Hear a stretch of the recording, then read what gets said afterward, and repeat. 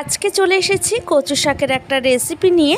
এটা নিরামিষই হোক বা আমিষই হোক, বাঙালিদের কাছে এটা কিন্তু ভীষণ একটা জনপ্রিয় খাবার। তবে ইলিশ মাছ দিয়ে কচু শাক তো আমরা সবাই জানি ভীষণ ভালো লাগে। আজকে আমি তোমাদের সাথে শেয়ার করব রুই মাছের মাথা দিয়ে কচু শাকের একটা রেসিপি। নমস্কার বন্ধুরা, বাণীর হেসেলে রকমারি রান্না নিয়ে আমি চলে এসেছি। আমার চ্যানেলে তোমাদের সবাইকে স্বাগত জানাই। রেসিপিটা তৈরি করার জন্য আমি এখানে কচু শাক নিয়েছি, আর কচু শাকগুলিকে খুব ভালো করে জল দিয়ে ধুয়ে জলটাকে ঝরিয়ে রেখেছি। এখানে 2 পিস রুই মাছের মাথাকে পরিমাণ মতো নুন আর হলুদ দিয়ে ভালো করে মেখে রেখেছি।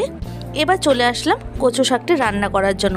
আমি এখানে কড়াইতে পরিমাণ মতো জল দিয়ে বসিয়ে দিয়েছি গ্যাসের ওপর। এইবার অল্প অল্প করে কচু শাক এর মধ্যে ঢেলে দিচ্ছি, আর এভাবেই কিন্তু আমি কড়াইতে সেদ্ধ করে নেব। তোমরা চাইলে প্রেসারেও কিন্তু সেদ্ধ করে নিতে পারো। দিয়ে দিচ্ছি একটু নুন। এখন লিডটা চাপা দিয়ে দেবো, আর এভাবেই আমি 5 মিনিটের মতো হাই ফ্লেমে ভালো করে সেদ্ধ করে নেব।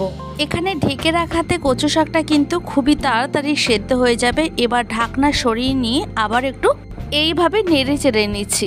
তারপর আবারও ঢাকনাটাকে চাপা দিয়ে 2 মিনিটের মতো সেদ্ধ করে নেব।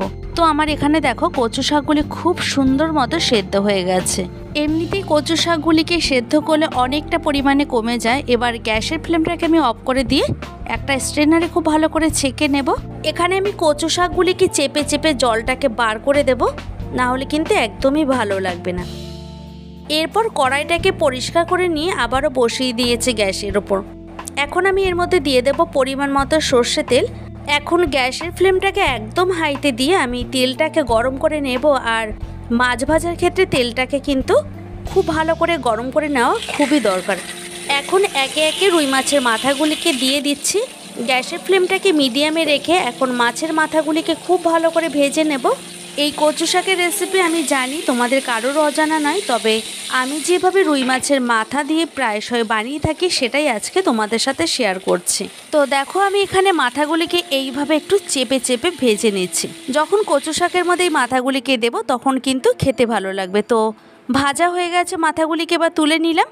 আমি ঠিক এই রকমভাবে মাছের মাথাগুলিকে ভেজে নিয়েছি। খুব কড়া করে ভাজলে কিন্তু ভালো লাগবে না। এইবার এই তেলের মধ্যে আরও কিছুটা পরিমাণে সর্ষে তেল অ্যাড করছি। তেলটাকে গরম করে নেওয়ার পর ফোড়নে দিয়ে দিলাম হাফ টিস্পুনের মতো 5 ফোড়ন আর 3টে কাঁচা লঙ্কা। লঙ্কাটাকে আমি এখানে ভেঙেই দিয়ে দিলাম। এবার আমি দিয়ে দিচ্ছি আদাটাকে একটু গ্রেটারে ঘষে দেবো। তোমরা চাইলে এখানে বেটেও দিতে পারো। আদাটা দেওয়ার কারণে ভীষণ সুন্দর একটা গন্ধ বেরোবে, খেতেও কিন্তু ভালো লাগবে। তো এবার আদাটাকে কয়েক সেকেন্ডের মতো ভেজে নিয়ে বাকি যে মশলাগুলি সেগুলিকে এক এক করে দিয়ে দেবো। দিচ্ছি এখানে পরিমাণ মতো হলুদ গুঁড়ো, আর দিয়ে দেবো সামান্য একটু জিরের গুঁড়ো। এখন এই সমস্ত উপকরণগুলিকে খুব ভালো করে একটু কষিয়ে নিচ্ছি। কচু শাকের এই রেসিপিটা আমি আমার মায়ের থেকেই শিখেছি, সেটাই আজকে তোমাদের সাথে শেয়ার করলাম।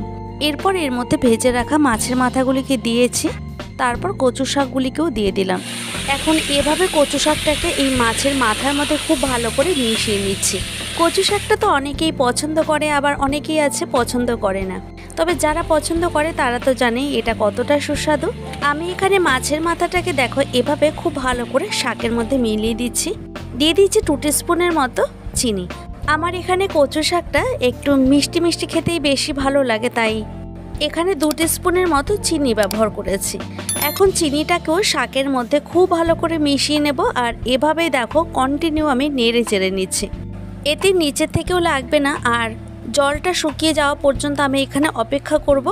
গরম গরম ভাতে যদি এইরকম একটা কচু শাকের রেসিপি হয় তাহলে তো মনে হয় আর কোনো কিছুরই দরকার হবে না। দেখো আমার এখানে কচু শাকের জল কিন্তু একদম টেনে গেছে। এখন একটা সার্ভিং প্লেটে সার্ভ করে নেব। তৈরি হয়ে গেল দারুণ স্বাদের একটা রুই মাছের মাথা দিয়ে কচু শাকের রেসিপি। যদি আমার চ্যানেলে এই ধরনের আরও নিত্য নতুন ভিডিও পেতে চাও তাহলে অবশ্যই একটা লাইক কমেন্ট শেয়ার করো। তোমাদের একটা লাইক আর একটা কমেন্ট আমাকে আরও নতুন ভিডিও তৈরি করা উৎসাহ জাগিয়ে তোলে। দেখা হবে অন্য কোনো ভিডিওতে। ভালো থাকবে প্রত্যেকেই, আর তোমরাও কিন্তু সবাইকে ভালো রেখো। আমার সঙ্গে এতক্ষণ থাকার জন্য তোমাদেরকে অসংখ্য ধন্যবাদ।